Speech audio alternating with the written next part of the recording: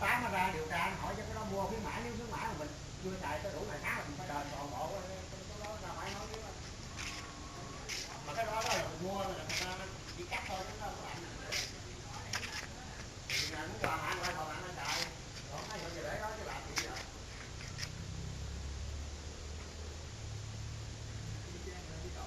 rồi cái giống như cái động mà cái điện thoại quỷ phải có cái bóng cầm phát hiện nó vô mà mình biết chọn lúc nào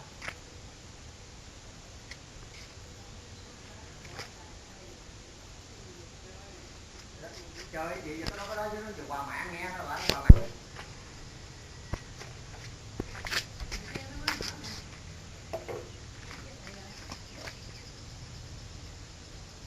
nó nói nhiều nó hút sống nhiều nó hao nhiều cái nhiều mà điều nói không nghe rõ hơn kia